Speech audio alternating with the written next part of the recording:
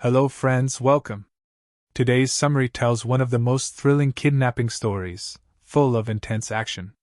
You do not want to miss it, so get ready, and let's get started. The movie begins with a young woman named Emily at her job.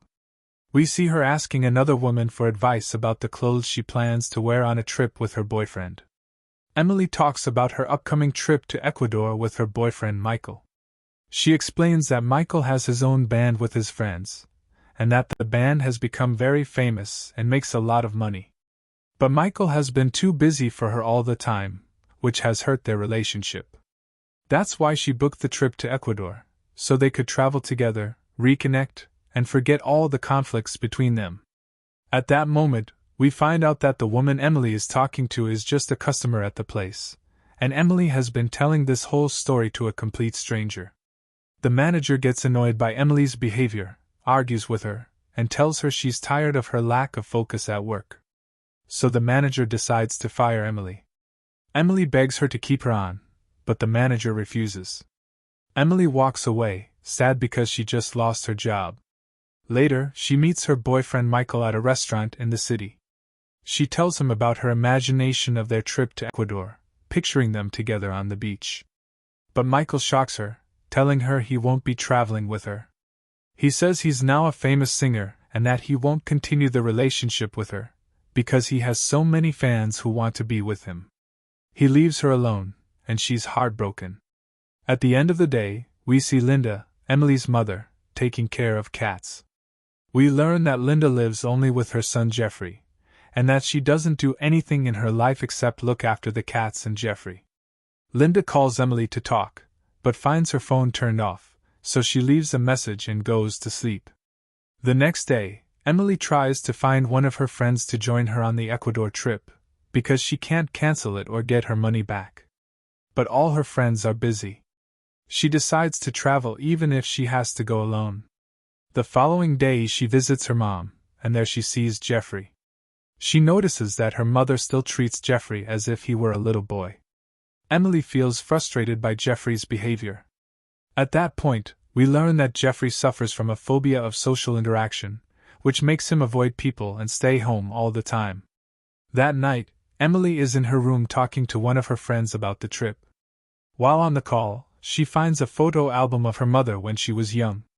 She notices that her mother used to go out a lot back then, unlike now, since she never leaves the house anymore. Emily then decides to take her mother with her on the trip. At first, Linda refuses, but after Emily insists, she agrees. The next day, Emily and Linda head to Ecuador. Linda pulls a whistle from her bag, hangs it around her neck, and tells Emily to blow it if anyone tries to get close or harass her, because Ecuador is full of assaults and isn't really a safe country. Emily feels embarrassed by her mother treating her like a child, but she reluctantly agrees so she won't upset her. When they arrive at the hotel, they have to share one room, because Emily had originally booked it for herself and Michael.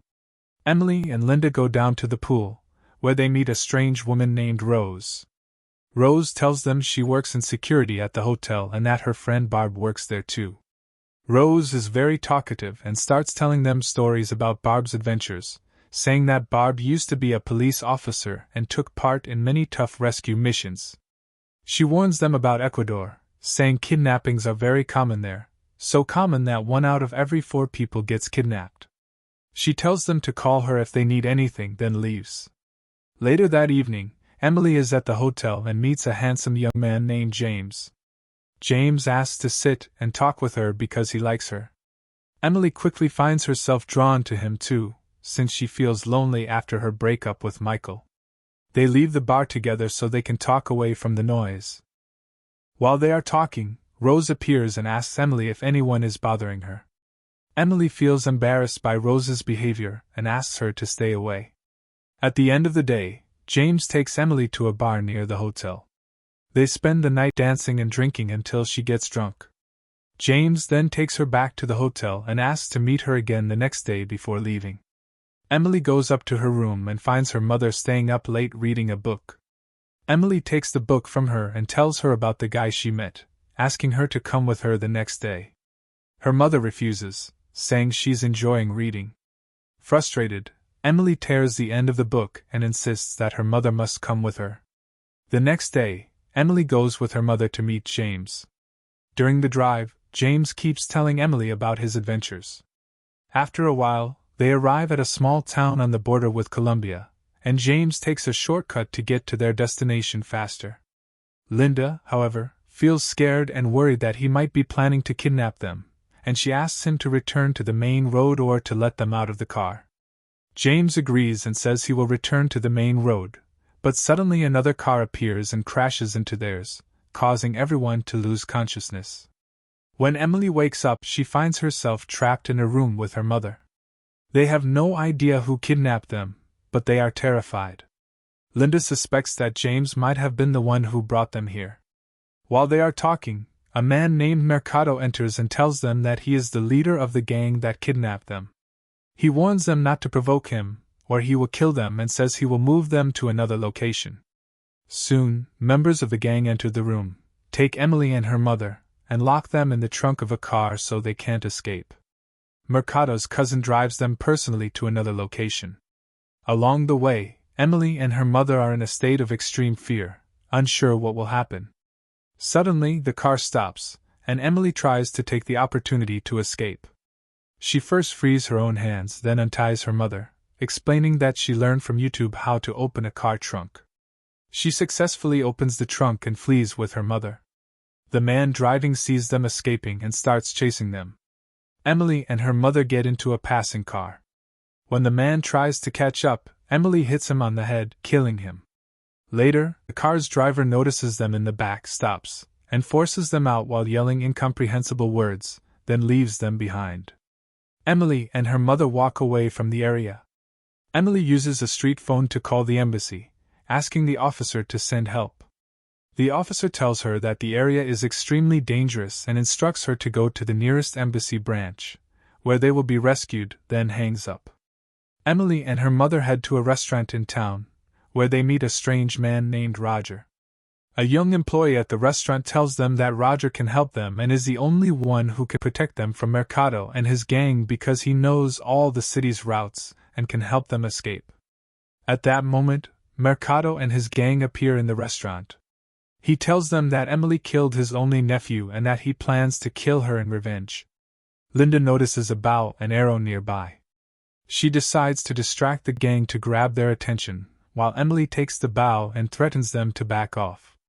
Linda performs strange movements to keep the gang focused on her, giving Emily the chance to take the bow. Nervous and tense, Emily accidentally fires an arrow, hitting Mercado's nephew in the neck. Unfortunately, he was his only son. Mercado becomes furious and declares he will not let Emily and her mother go until he kills them. They try to escape quickly with Roger, taking a boat to cross the river and entering a forest. Roger tells them that the other side of the forest will lead them to the city they want to reach. While walking, Emily realizes Roger was lying to them. He admits he actually works as a banker but discovered he has a terminal illness, so he came to Ecuador to spend his remaining days on adventures. Emily feels sympathy for him but remains scared in the forest. Meanwhile, Jeffrey calls an embassy officer named Morgan, asking for help to find his mother and sister.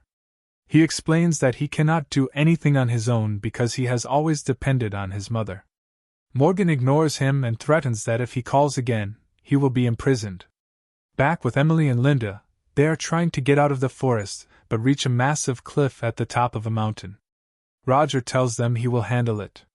He grabs a rope hanging above them to swing to the other side, but he falls from the mountain and dies. Emily feels sad for him and takes the map he had to guide them out, but she discovers it was just a restaurant menu, and he had been lying the whole time. They were heading the wrong way.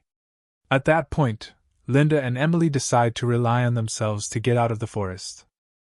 On the way, Emily becomes extremely exhausted and loses consciousness, falling to the ground. Linda pulls her by the leg until she gets her out of the forest, and they reach a small village near the woods. There, they meet a doctor named Armando, who treats Emily and allows them to stay in the village until she fully recovers. He tells them that he will personally take them to the embassy so they can escape Ecuador. Linda thanks him profusely for helping them without expecting anything in return. The next day, Emily feels better and starts moving around. She decides to help the women of the village with their chores, assisting them in filling water from the village's water wheel. Linda is very proud of her because it's the first time she has ever helped a stranger.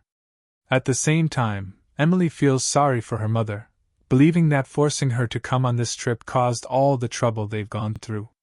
Linda reassures her, saying that if she hadn't come, Emily would have had to handle everything on her own. Meanwhile, Mercado and his men appear and attack the village. The villagers defend Emily to give them a chance to escape. Along the way, they reach another cliff at the top of a mountain. There's a chairlift-like contraption that can carry only one person to the other side. Linda decides to sacrifice herself to save Emily, letting her ride the chair and cross safely, while Mercado's gang captures Linda and hides her in a distant location so no one knows where she is. The next morning, Emily reaches the embassy and asks for help, but the officer tells her he cannot assist her. Emily then calls Rose, the hotel's security officer, asking for her help to rescue her mother. Rose and Barb come to help her.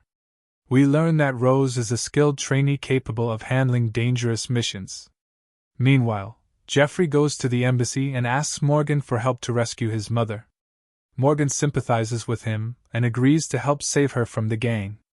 The next day, Rose and Barb capture James and force him to reveal Linda's location. They head to the place he indicated, moving carefully so no one notices them. During this, Rose's car loses control, but she continues driving alone until she reaches the room where Linda is being held. She takes her and escapes before anyone notices. Then Emily and Linda get into a car to flee the area. Suddenly, Mercado appears and strikes Emily. Linda intervenes, trying to protect her daughter, and hits Mercado, but he pushes her away, pulls out a gun, and threatens to kill Emily. At that moment, Linda uses the whistle she was given at the beginning of the story. A dog nearby attacks Mercado and bites him. At the same time, the police arrive and arrest Mercado. Jeffrey is with the police and is overjoyed to see his mother and sister safe. Emily successfully rescues her mother from the gang and decides she will never travel to Ecuador again. 1 year later, we see Emily having a quiet evening with her mother. A handsome man approaches and asks to sit with her because he is interested in her, but this time she refuses, not wanting to repeat past mistakes. She tells him she is here only to enjoy her time with her mother, and that's how the story ends. Don't forget to share your thoughts about this movie in the comments, and make sure to like the video and subscribe to the channel.